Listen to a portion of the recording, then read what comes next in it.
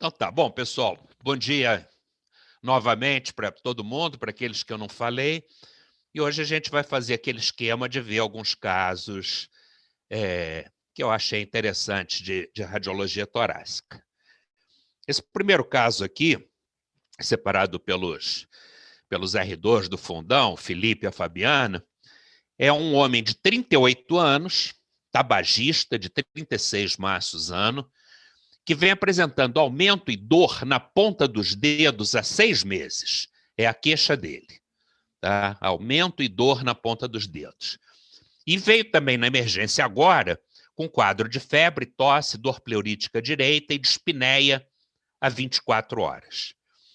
E chamou atenção esse aspecto das pontas dos dedos, né, aumentados de volume, e com essa unha, esse aspecto da unha, que alguns chamam em vidro de relógio.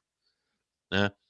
Então, esse aspecto é um aspecto muito clássico do que a gente chama de baqueteamento digital, ou hipocratismo digital, onde as unhas assumem esse aspecto de vidro de relógio, e os dedos com essa ponta mais larga, maior, são chamados também de dedos em baqueta de tambor. Né? Isso tem inúmeras causas, inúmeros fatores causais para isso. Tem causas respiratórias, que a gente vai ver, mas tem condições cardiovasculares que levam a isso, condições gastrointestinais e condições outras, tipo acropatia de tireoide, condições genéticas, talassemia. Mas no pulmão, que é o que interessa a gente, doenças infecciosas podem levar a isso, fibrose pode levar a isso, tuberculose pode levar a isso, e especialmente tumores de pulmão, tanto câncer de pulmão como mesotelioma. Né? Esse paciente, a gente infelizmente não tem o diagnóstico, né?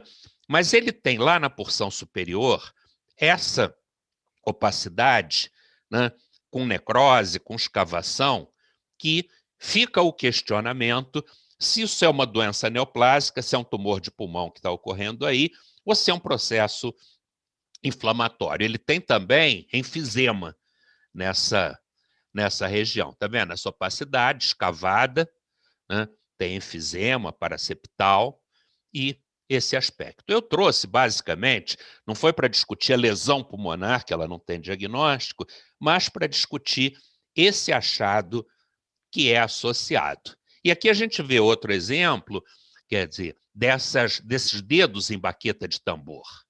Tá? Então, é esse aspecto. E essa angulação da unha, que o dedo normal faz esse tipo de angulação. Né? E quando a gente tem esse baqueteamento digital, a unha faz essa angulação para baixo. Então, é isso aqui que chama atenção para a necessidade dessa busca clínica de um fator causal, uma doença associada. E a gente da área de tórax, vocês pneumologistas, nós radiologistas torácicos, a primeira coisa é o estudo do tórax, o estudo dos pulmões, que muitas vezes a doença está lá. Né? Aqui a gente vê de novo, está vendo o aspecto dos dedos em baqueta de tambor, né? E a unha com aspecto de vidro de relógio. Vendo outros casos, você vê que é uma coisa que chama muito atenção. Né? Chama muito atenção. E foi curioso que os residentes perceberam essa questão na unha, fotografaram logo e mandaram o caso completo. Esse aqui é um caso de literatura, mas que eu acho que é bastante interessante, que tem uma faceta diferente, que eu, na verdade, não conhecia. É uma mulher de 47 anos, fumava 27 maços ano, queixava de um alargamento progressivo na porção distal dos dedos, né? E poliartralgia, com evolução de 19 meses, quase 2 anos. Né? E há 3 meses, ela começou a sentir dor nos ossos longos das pernas e tosse não produtiva. E tinha esse aspecto daquela angulação da unha, tá vendo? a unha em vidro de relógio e formando aquele ângulo anormal que eu mostrei no slide anterior. Daí ela fez a radiografia de tórax, ela tinha essa queixa vaga, né, de tosse não produtiva, etc. e tal, mas fez a radiografia de tórax por conta daquilo e tinha esse tumor, que era um adenocarcinoma e que foi ressecado cirurgicamente. E o interessante do caso é que 6 meses depois, tem esse exame aqui, e as unhas, os dedos voltaram ao normal. Tá? Olha aqui o aspecto prévio das unhas, tá? E o aspecto atual, formando aquela imagem ali que eles chamam de diamante, que é o que se vê na unha normal. Tá? Aqui não tem esse espaço, né? E a unha faz essa angulação. Então, a regressão da lesão. Isso, quer dizer, a gente comentou antes, câncer de pulmão, mesotelioma, mas outras doenças podem fazer isso. Esse aqui é uma mulher de 21 anos, tinha história de tosse há 3 meses, febre há 1 mês e o aparecimento do baqueteamento digital. Tá? Então, olham os dedos dela, o aspecto dos dedos da paciente. Ela tinha essa massa no tórax e era um linfoma de Hodgkin. Tá? Então, eventualmente, a doença pulmonar é encontrada a partir desse diagnóstico. Né? Que um outro caso extremo, né? Umas baquetas de tambor muito acentuadas, e esse paciente tinha reabsorção das falanges distais. É uma coisa que a gente chama de acrosteólise. Né? Então, lesão óssea associada, reabsorção óssea associada ao baqueteamento. Né? E outra coisa, quer dizer, aquela paciente que tinha clínica de dor em membros inferiores, etc. e tal, que ali a gente não tinha pesquisa, mas chamar a atenção de vocês que é uma condição bastante semelhante. Né? Esse aqui é um homem de 65 anos que tinha edema doloroso nas mãos, poliartrite em membros inferiores com dor generalizada. Tinha baqueteamento dos dedos, veja, aquelas unhas também, vidro de relógio, mas tinha isso aqui, que é também um achado super importante como condição paraneoplásica. Né? Esse espessamento do periósteo, que normalmente pode ser visto em extremidades com pacientes com essa condição. Isso aqui chama-se osteoartropatia pulmonar hipertrófica. Né? Esse paciente ele não tinha clínica respiratória, como a gente está vendo aqui, mas, na verdade, ele tinha uma massa pulmonar no lobo superior esquerdo. Tá? Ele não tinha clínica e aquela lesão óssea é o que a gente chama de osteoartropatia pulmonar hipertrófica. É outro achado que, quando presente, é obrigatório o estudo do tórax. Tá? Mas, às vezes, esses pacientes têm edema doloroso em extremidades, tá? Aumento de partes moles, e quando o radiografo encontra essa reação perióstica. Né? Essa osteoartropatia hipertrófica, ela também é chamada de síndrome de Pierre-Marie-Bamberger, muitos conhecem por esse nome, e ela, na grande maioria das vezes, é secundária a um processo desses, mas ela pode ser primária, não ter relação com nenhuma doença associada, e nesses casos ela é chamada de paquidermoperiostose. Tá? Então, aqui, a mesma coisa que a gente viu no baqueteamento digital, no hipocratismo digital, a gente vê na osteoartropatia. Tá? Causas pulmonares, semelhantes àquelas que do baqueteamento, mas várias outras causas extrapulmonares, cardíaco, hepático, intestinal e etc. Né? E aqui alguns exemplos. Tá? Olhem a reação perióstica. Tá? É isso aqui. É um duplo contorno que a gente vê na cortical. Tá? Aqui a cortical, esse mais denso, e aqui o periósteo reagindo. Tá? Então, isso aqui é osteoartropatia. Pode ou não estar associado ao hipocratismo digital. Muitas vezes a gente vê só osteoartropatia sem o hipocratismo ou vice-versa. Né? Aqui, vários casos para vocês acostumarem a ver. Às vezes o periósteo reage e ele forma várias camadas, como a gente vê aqui. Essa aqui mais branquinha é a cortical do osso. Tá? E aqui a gente vê outras camadas, que é a reação perióstica. Encontrou isso aqui, obrigatório radiografar o tórax. Olha aqui nos metacarpianos, a mesma coisa. Né?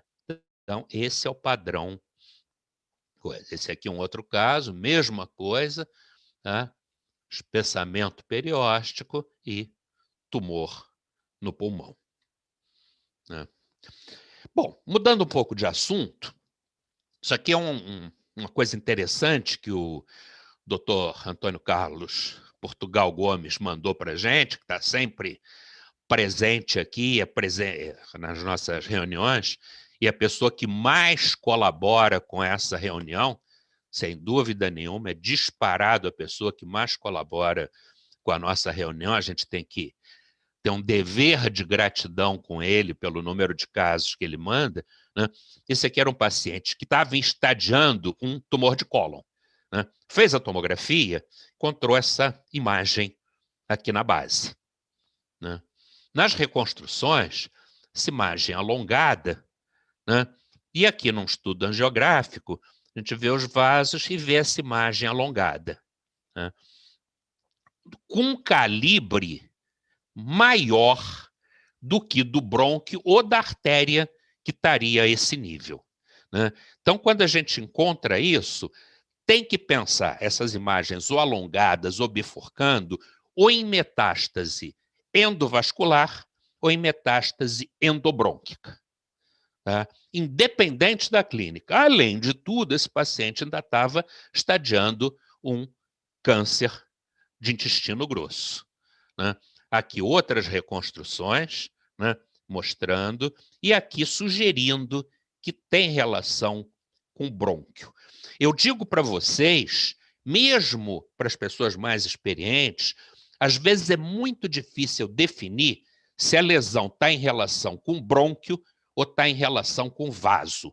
O tipo de bifurcação é semelhante, né? E muitas vezes a gente não tem essa noção. Então é fundamental o exame. Primeiro, o exame vascular, para fazer o diagnóstico. Muitas vezes, mesmo com o exame vascular, a gente tem dúvida. Então, é super importante fazer as reconstruções tridimensionais e ir girando a reconstrução até que você consiga dissociar bem o vaso do brônquio. E aí a gente consegue ter essa noção. Aqui um outro caso que o doutor Antônio mandou junto, os dois casos, também um tumor de cólon metastático, controle, e olha aqui já um aspecto mais complicado, né? Esse aqui já evoluiu para verdadeiras massas, né? Já proliferou mais ainda, fez verdadeiras massas. Eu teria muita dificuldade de saber a origem disso, né? Mas aqui a gente vê comprometimento brônquico. Né? Dentro desse brônquio existe massa crescendo. Né? Então, sugere que o implante seja basicamente brônquico. Às vezes fica mais fácil. Esse aqui é um outro caso, metástases endobrônquicas de um tumor de tireoide, né, onde a gente vê a luz do brônquio, né, e o tumor no interior do brônquio. Né, e aqui as lesões ramificando. Esse padrão aqui, tá, tipo árvore em brotamento, mas com dilatação das estruturas, tem que ser pensado em metástase. Quer seja endobrônquica, quer seja endovascular, que faria um padrão muito semelhante na tomografia. Eu volto a dizer que muitas vezes é bastante difícil a diferenciação. Esse outro aqui já é um caso mais fácil. Né? Esse paciente tem várias lesões polipoides, né, dentro da traqueia. Nessa reconstrução, isso aqui ficou muito bem visto. Né? Então, fica muito mais fácil, o diagnóstico é endoscópico, não é radiológico, né? A gente tem que chamar, o radiologista tem que chamar a atenção que tem formações polipóides dentro da traqueia. E o exame seguinte é a broncoscopia, que vai fazer a biópsia, que vai dar realmente o diagnóstico final, né? Aqui um outro caso de metástase endobrônquica, tá? De um tumor renal. Tá? Então, aqui, uma metástase, essa isolada, naqueles outros casos, difusa. Esse aqui é um caso muito bonito, o paciente tinha um adenocarcinoma metastático, a gente não definiu a origem, ele tinha pequenos nódulos no pulmão, tá vendo? Mas olha, esse brônquio aqui está cheio de pequenos implantes, tá? Isso foi confirmado como adenocarcinoma, só que não se definiu a origem. Mas o padrão de metástase endobrônquica. E esse aqui, uma mulher de 24 anos, tinha ressecado um melanoma maligno na região cervical há 4 anos atrás, começou com hemoptise. Hemoptise, febre, dor torácica, 3 dias. Foi examinada, tinha essa massa, né, fazendo inclusive protrusão para dentro do brônquio, né, que a gente vê bem a massa fazendo protrusão, e esse vidro fosco aqui, numa paciente que tinha hemoptise. Então, isso aqui faz pensar em hemorragia pulmonar associada. E aí a broncoscopia mostrou isso. Ele tinha essa massa, né, na emergência do brônquio, e a biópsia mostrou que era uma metástase de melanoma, tá? Sangrando, né? Sangrando com sangramento recente, o que levou aquele vidro fosco e o que levou à hemoptise, né? Bom, aqui uma outra condição que eu acho que a gente não tinha discutido ainda e que vale a pena discutir, um homem de 62 anos com tosse crônica e dificuldade respiratória. Fez a tomografia mostrou essas imagens císticas, várias imagens císticas, né? Em alguns lugares meio agrupadas, né? Em outras individualizadas. Isso aqui, muitas vezes, especialmente para quem está iniciando, é uma dificuldade grande, diagnóstico diferencial, entre cistos verdadeiros do pulmão e, nesse caso, com bronquiectasias. Bronquiectasias podem ter um aspecto bastante semelhante. Quando a gente vê esses agrupamentos, isso não é comum em lesão cística, a menos que sejam cistos extremamente numerosos e difusos, que não é o que a gente está vendo nesse paciente. Esse aglomerado aqui está localizado. E aí, analisando com muito cuidado, a gente vê um aspecto aqui bem típico de bronquiectasia, que é esse cacho que formou aqui nessa região, tá? Então, isso aqui já é bastante compatível com bronquiectasia. Eu lembro que a gente hoje tem o recurso de fazer as reconstruções coronais, sagitais, e isso, na grande maioria das vezes, não deixa dúvida, tá? Coisas que, eventualmente, um corte axial como esse aqui poderia dar dúvida, mas com o exame completo e com as reconstruções, nenhum radiologista tem dificuldade nesse diagnóstico diferencial.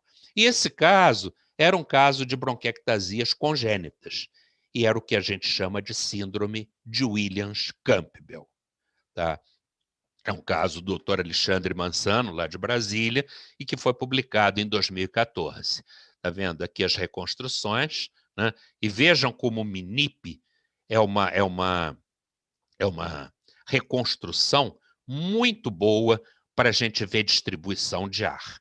E aqui a gente vê bem os cachos, né, de bronquiectasia, que você teria dúvida nessa reconstrução coronal convencional, e aqui no MINIP isso fica muito bem visto. A síndrome de Williams-Campbell é uma doença congênita, comumente descrita em crianças, mas ocasionalmente ela é diagnosticada na fase adulta. A clínica é inespecífica, tosse, sibilos, os pacientes frequentemente têm pneumonias de repetição, né? E existe basicamente uma deficiência de cartilagem em brônquios subsegmentares, tá? De quarta, sexta ordem, levando a bronquiectasias e colapso das vias aéreas. E uma coisa importante para o diagnóstico diferencial de uma outra síndrome congênita com bronquiectasias é que na síndrome de William-Campbell tem preservação da traqueia e dos brônquios principais. A doença é em brônquios mais distais, ao contrário do que a gente vai ver numa outra doença, onde há comprometimento da traqueia e brônquios principais é o que chama atenção. Tá? Aqui um outro caso, esse mandado pelo doutor Antônio, uma mulher de 56 anos, tosse seca, dispneia, mesma coisa. Numa incidência dessas, difícil a gente saber se isso é cisto ou se isso é bronquiectasia, né? Mas aqui a gente vê esses aspectos alongados, né? Aqui inclusive em relação com o brônquio, né? Esse aspecto alongado que fala muito a favor de bronquiectasia. E nas reconstruções fica muito fácil ver que são cachos de bronquiectasia, está vendo? Tudo em relação com a árvore brônquica. Então, um diagnóstico muito facilitado hoje pelo potencial desses aparelhos de fazer essas reconstruções tão bonitas, né? Então, aqui de novo, outro caso, esse já é outro paciente com a mesma síndrome, e vejam que aqui não há nenhuma condição da gente suspeitar de outra doença, de cistos, por exemplo. Isso aqui fica nítido que são bronquiectasias. Chamo atenção para isso aqui. Traqueia normal, brônquios principais normais. A doença pega brônquios mais distais, né? E aqui, vejam como num corte único pode ser confundido com cistos, né? A menos que a gente olhe esse detalhe aqui, que é um cacho de bronquiectasias. Então, basta olhar, e aqui embaixo, do mesmo jeito, né, a gente vê que é bronquiectasia e não cisto. E a doença que eu estava me referindo para o diagnóstico diferencial é a doença de Meunier-Kuhn, também chamada de traqueobroncomegalia. Vejam, aqui a gente tem um corte inferior, com aquele mesmo questionamento da possibilidade de cistos, mas vejam aqui o calibre dessa traqueia. Traqueia enorme, né? E aquelas ramificações. Então, quando eu vejo a traqueia desse tipo, eu tenho que fazer como primeira hipótese doença de Meunier-Kuhn ou traqueobroncomegalia. Então, essas bronquiectasias primárias ou congênitas, né? A doença de Meunier-Kuhn, olha o calibre dos brônquios, você vê que esses brônquios são mais calibrosos que esse outro paciente, a traqueia, né? Então, esse é síndrome de William-Campbell e esse traqueobroncomegalia. Aqui um outro caso, um homem de 69 anos, um ex-tabagista, tinha DPOC, infecção respiratória grave, não sei os detalhes da infecção respiratória, tem um derrame pleural super acentuado, que não tem a ver com isso, mas aparentemente lesões císticas, né? Lesões císticas no parênquima, aparentemente associadas, né? E quando a gente tem o resto do exame, então, estou mostrando aqui propositalmente só as bases, mas quando a gente vê o campo superior, não tem dúvida de fazer o diagnóstico. Olha o calibre dessa traqueia e olha o calibre desses brônquios aqui, inclusive a sequência deles, né, os brônquios secundários também muito dilatados. E aqui a gente vê isso com muita nitidez, né? O calibre dos brônquios principais é maior do que o que se esperaria para o calibre da traqueia, né? Aqui uma reconstrução mostrando isso muito bem, né?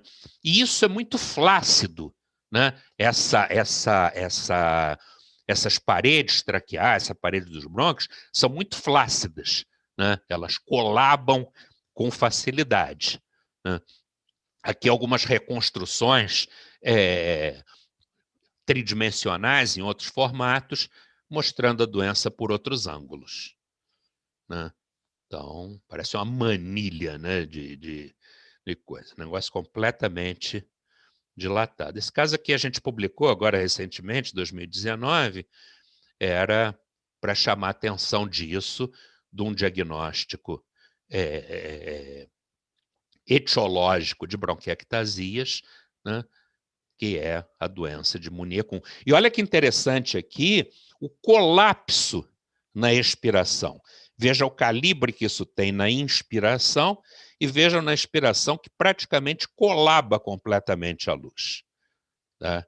Então, isso é uma coisa que a gente chama de broncomalácia, ou na traqueia, traqueomalácia. É uma doença que tem essa capacidade de colapsar. E outro caso de Mounier-Kuhn, né, mostrando, repetindo esse padrão dos brônquios. Vejam aqui que muitas vezes a gente já suspeita na própria radiografia de tórax, vendo o diâmetro da traqueia aqui absolutamente anormal. Eu chamo a atenção que traqueia pode dilatar por outras condições.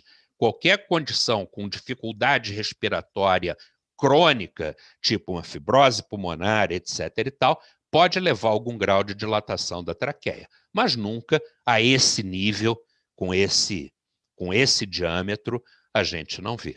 E aqui a gente vê, então, o paciente tem ausência ou atrofia de fibras elásticas da musculatura lisa, então fazendo não só dilatação da traqueia e dos brônquios, como bronquiectasias também mais distais, né? E o padrão se repete, né? Mas é uma imagem que o radiologista tem obrigação de fazer o diagnóstico só por essa reconstrução.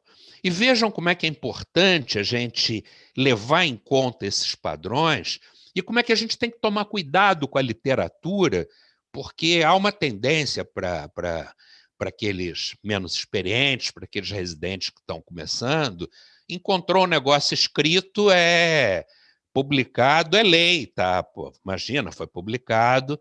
Coisa. Esse caso aqui é mais um dos vários que eu já mostrei até hoje, chamando a atenção que isso não é tão verdade. Vejam, esse paciente tem primeiro uma dilatação da via aérea, tá? Que provavelmente é início da bifurcação, né, traqueal. E tem essas formações aqui císticas, mas vejam que é diferente daquelas bronquiectasias que eu mostrei.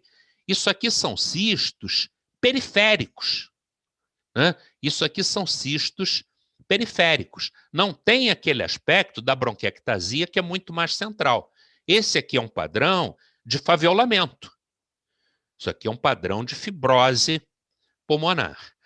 E aí, esses autores descreveram isso, né, numa revista boa, mas descreveram isso como síndrome de Mounier-Kuhn. Tá? Na verdade, isso aqui, vejam, a própria dilatação da via aérea não é daquele calibre, né? E o que a gente tem é faviolamento. Olha, isso aqui é um corte bem periférico, pegando lá na coluna, né? Quase a região subpleural, são cistos de faviolamento. E foi descrito no artigo como marcada dilatação da traqueia, dos brônquios principais, múltiplos divertículos e bronquiectasias císticas bilaterais. Ou seja, é um caso que foi publicado erroneamente, né? É um caso de faviolamento, é um caso de fibrose pulmonar, que foi publicado como doença de Mounier-Kuhn e não sei como passou pelos revisores da revista também, provavelmente uma revista de otorrino, onde os revisores não são familiarizados com esses padrões pulmonares, né? Aqui um outro caso, um homem de 56 anos com tosse, febre, dispneia, né? A gente tem bronquiectasias, e aqui é para chamar a atenção de um detalhe que muitas vezes a gente encontra associado com Mounier-Kuhn, né? vejam que existe uma imagem nesse brônquio aqui, né? Um ar aparentemente fora do brônquio. Tá? Então, essa imagem aqui, na verdade, aqui chamando a atenção, isso aqui é um divertículo na parede do brônquio. E esses divertículos, a gente tem que ficar atentos para não pensar que isso sejam coleções aéreas fora do brônquio, tipo fístulas do brônquio, etc. e tal. E, na verdade, são divertículos. Aqui a gente está vendo, né? Aqui numa traqueia de calibre normal, mas com pequeno divertículo. E vários deles em outras localizações. De novo aqui, ó, isso é um divertículo traqueal e não deve ser confundido com condição anormal. Às vezes são grandes, vejam como esse aqui, né? Às vezes são muito grandes, né? E o endoscopista faz facilmente esse diagnóstico. E aqui a gente vê um caso de Munier 1, olha a quantidade de divertículos que o paciente tem na parede. Olha essa visão endoscópica, ali o esboço dos divertículos, e aqui grandes divertículos. Tá? Veja esse caso aqui, que bonito, né? A gente tem a traqueia, tem um divertículo enorme, né? Outros divertículos, a visão endoscópica, ó, desculpe, a broncoscopia virtual, estou chamando de visão endoscópica, mas é por broncoscopia virtual. Vários divertículos, e olha aqui essa reconstrução, né? Mostrando os divertículos e um saco diverticular enorme que corresponde a esse aqui. Tá?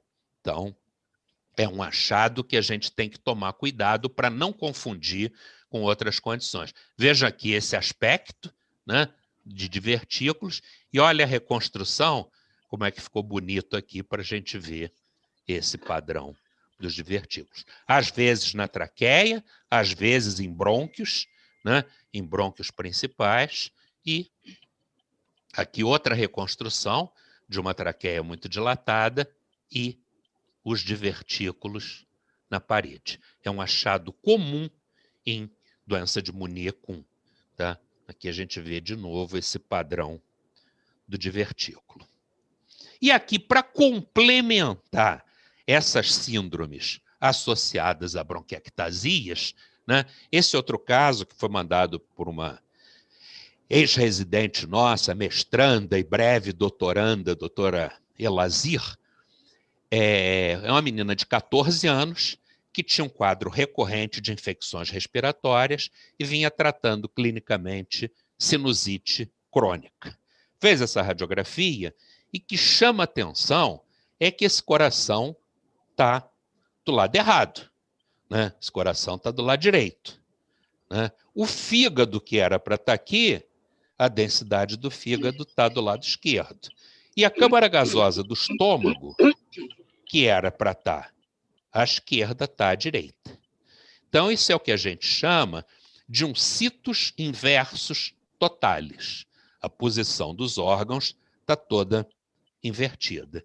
E esse paciente tinha esse aspecto aqui de um colapso, tá, do lobo médio, que aqui acabou projetado à esquerda, mas é o lobo médio, né, com brônquios dilatados, com bronquiectasias. Tá? Então, ele tem situs inversus totalis, tem bronquiectasias e tem sinusite. Isso é o quadro da síndrome de Cartaginer. Situs inversos, bronquiectasias, sinusite.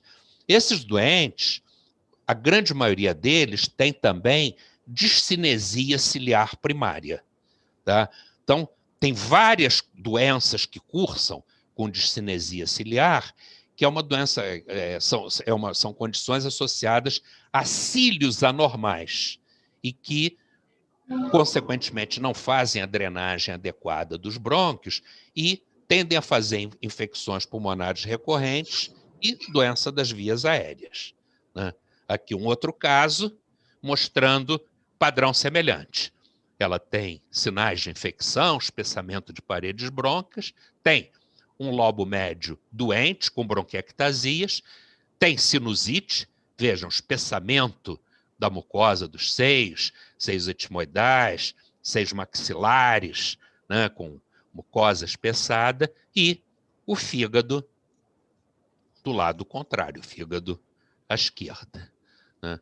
Então, isso é a síndrome de Cartagena. Era aqui a mesma coisa, tá vendo? O coração do lado esquerdo, do lado direito, aliás, trocado, e bronquiectasias associadas. Aqui um outro caso, ficou bonita essa reconstrução, né, dos citos inversos, o coração fora de posição e bronquiectasias, uma telectasia de lobo inferior, aquele sinal do esquadro que eu já ensinei para vocês, com bronquiectasias. E associado a comprometimento de mucosa múltiplas, de múltiplos seios paranasais. E o aspecto se repete, né, aqui com evidência de bronquiectasias, disseminação brônquica do processo. Lembro que o encontro de árvore em brotamento que a gente vê aqui é uma das características de tuberculose, mas não é só a tuberculose. Qualquer infecção que se dissemine por via brônquica pode fazer esse padrão de árvore em brotamento. Tá? Mudando um pouco de assunto, eu achei super interessante isso aqui. É um colega nosso de Portugal, lá do Porto, que me mandou essa mensagem, e eu fiquei super satisfeito, porque é aquela coisa do retorno das aulas que a gente dá, né? Professor Edson, muito obrigado por me adicionar ao grupo VIP. Estou mandando mensagem só para mostrar como seus ensinamentos são usados no dia a dia. Veja só a mensagem que meu residente acabou de mandar do plantão. Aí o residente mandando, confirma-se a conversa do Edson. Aí ele perguntou, TEP, isso mesmo, não sei o quê. Então o residente fazendo o diagnóstico, suspeição diagnóstica de TEP por conta de um halo invertido com padrão reticular na base, né? Um outro caso, esse é um caso rápido, mas só para chamar a atenção, foi mandado pelo Dr. Igor Faria, também um ex-residente nosso. É um menino de 25 anos, com essa massa enorme, né, no mediastino, bilateral, multilobulada, né, que na janela de pulmão só mostra que é uma massa de mediastino anterior, rechaçando as estruturas posteriormente, rechaçando brônquios principais, né, estreitando a luz dos brônquios. E aqui, na janela de mediastino, a gente vê que é uma massa completamente heterogênea, né, com focos de calcificação, com diferentes densidades, e aqui com gordura, né? Massa de mediastino anterior, com diferentes densidades, e especialmente com gordura no interior, o diagnóstico que se impõe é teratoma. E esse menino tinha um teratoma que teve comportamento maligno, né? Aqui eu queria só chamar a atenção para a aula da semana que vem. Semana que vem eu tinha falado aquelas coisas de traqueia ali um pouquinho antes, né? Semana que vem eu vou discutir doenças difusas da traqueia e dos brônquios principais. São inúmeras doenças, mas que tem vários macetes para a gente fazer diagnóstico diferencial, para a gente se aproximar do diagnóstico. Então essa vai ser a discussão da semana que vem. Aqui um outro caso. Era um homem de 65 anos, ele tinha um linfoma no fígado e estava em quimioterapia. Fez esse exame, mostrou um derrame pleural, bilateral, e uma lesão escavada do lado esquerdo, com um conteúdo arredondado no interior, como se tivesse um nódulo na parede. Um nódulo fixo, né? Porque a gente sabe que, por exemplo, na bola fúngica, que é uma coisa que faz imagem semelhante, ela tende a ser solta. Como esse doente está em decúbito dorsal, essa bola deveria cair e, às vezes, até nem ser vista aqui no meio desse líquido que coisa, mas ela está fixa na parede, né? Isso aqui é a evolução, né? Isso aqui foi na entrada, esse exame foi feito 24 dias depois, e com o contraste, né, mostrou que aquela bola se enchia de contraste. Então, isso, na verdade, era um aneurisma na parede da lesão, né? A gente sabe, por exemplo, que tuberculose pode fazer esses aneurismas, né, o chamado aneurisma de Rasmussen, mas esse paciente tinha um pseudoaneurisma e o diagnóstico histológico, o lavado broncoalveolar, mostrou aquelas hifas da mucormicose que eu já discuti com vocês em uma aula exclusiva sobre mucormicose. Então, esse aqui era um caso de um pseudoaneurisma num paciente que tinha feito mucormicose. E é um paciente que tem condições para esse tipo de diagnóstico, que era um imunocomprometido, que tinha um linfoma e que vinha em quimioterapia.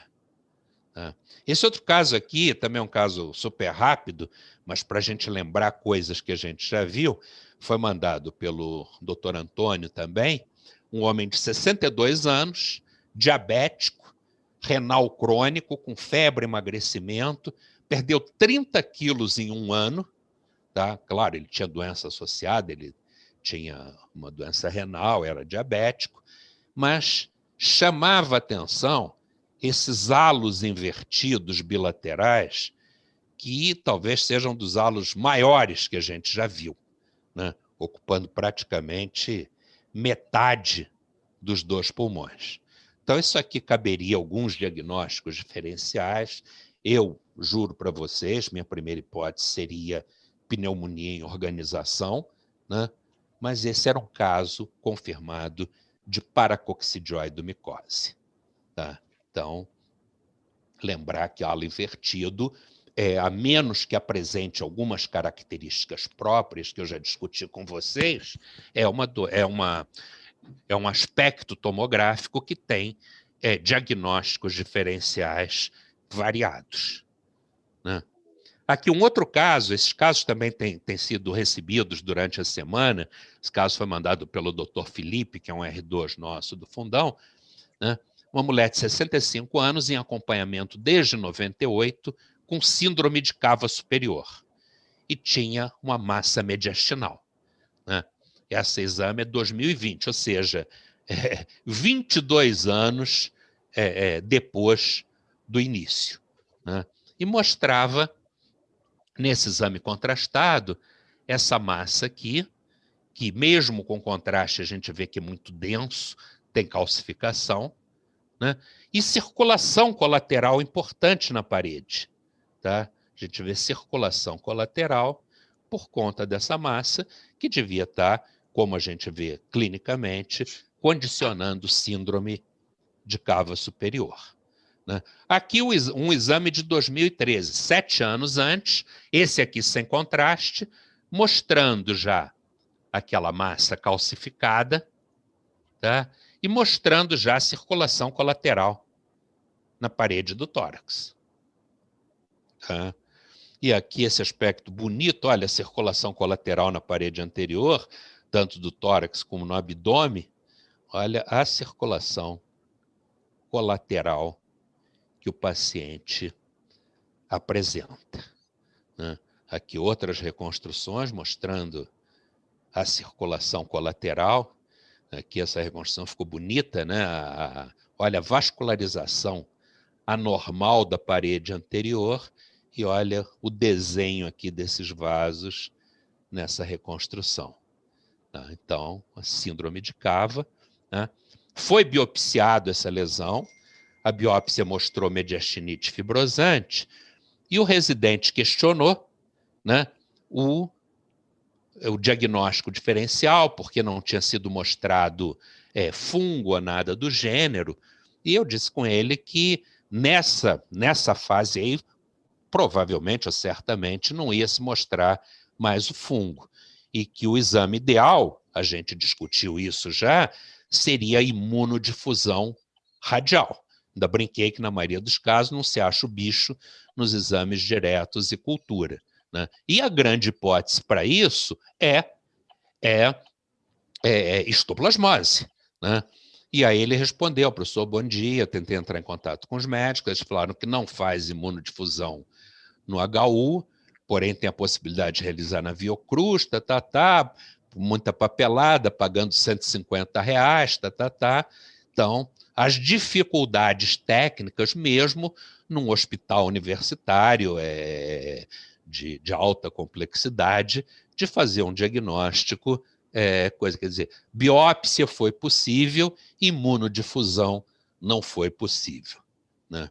Esse caso é um caso muito interessante que eu recebi essa semana do um amigo nosso de Belo Horizonte, doutor Elvésio Grandinetti, e que naquelas discussões que a gente vinha tendo de sinal do halo, sinal do alvo, ele mandou esse caso. E eu achei o caso muito interessante, valendo muito a pena mostrar para vocês. Eu estou fazendo um hiato aqui antes da gente acabar. Pessoal, usem o chat, tá? Mande recado, xingue a aula, diga que vocês não gostaram de alguma coisa, etc. e tal, mas não esqueçam de escrever no chat, que é minha forma de comunicar com vocês, de saber o que está acontecendo, quem está presente. É o meu presente que vocês dão em retorno, é ter esse contato pelo chat. Mas vamos voltar ao nosso caso, doutor Elvésio. Esse paciente, então, apresentava nessa reconstrução coronal essa imagem, né? Tem uma imagem nodular, né? E vidro fosco em torno, né? Ou seja, tipicamente o sinal do halo. A gente ainda pode contestar, mas peraí, mas esse vidro fosco tem primeiro uma densidade menor aqui, depois uma densidade maior. Será que isso é realmente halo ou será que está formando um alvo? Podemos discutir, né? E a gente vê aqui em cima uma outra imagem arredondada, não tão nítida como essa, e que também tem alguma coisa em torno, né? Então, isso sem clínica, a gente ia ficar aqui o resto da manhã discutindo sem saber. Mas vamos ver a sequência do exame. Olhem os cortes. Aquele corte era o coronal, né? E ele mandou também a reconstrução, o corte axial e a reconstrução sagital. E vejam que aquela imagem, na verdade, não era um nódulo, era sim um cilindro, né? É uma imagem extensa, uma imagem linear, uma imagem tubuliforme, né? Que vai da região posterior à região anterior, onde a gente vê aumento de partes moles e presença de gás, de enfisema nas partes moles, né? Aqui nessa reconstrução, a mesma coisa. Olhem, tem essa imagem tubular, né? O vidro fosco em torno e aumento das partes moles na parede anterior com enfisema, né? Então, todo mundo aí provavelmente já fez o diagnóstico que isso é um trajeto de um projetil de arma de fogo. Esse paciente era um paciente de 32 anos, né, usuário de drogas, que foi baleado na rua pelas costas. A gente já suspeita que o tiro entrou por trás, já que o enfisema, a lesão maior, está na frente. Além de tudo, a entrada aqui, né, o buraco aqui do túnel é menor aqui do que na frente, né? Então, o trajeto da bala se fez de trás para frente, e aí saiu e fez essa lesão da porção anterior. Então, isso é um trajeto de um projetil de arma de fogo, né? Aqui de novo, então, a história toda, o paciente jovem, usuário de drogas, agredido, levando 2 tiros pelas costas. Chegou lúcido, agitado, mas o cara deu uma sorte enorme, porque essa bala cruzou o pulmão, né? Isso aí é o que a gente chama de um hematoma. Ele fez uma laceração, é a lesão básica, e esse trajeto da laceração se encheu de sangue. Então, por definição, uma cavidade neoformada cheia de sangue é um hematoma, né? Então, ele fez esse hematoma de trás para frente e deu isso. E aquela primeira lesão foi um outro tiro, o segundo tiro, que não penetrou. Ele bateu na coluna, ele fez uma fratura de vértebra de junção condrocostal lá atrás, junção da vértebra com a costela, tá?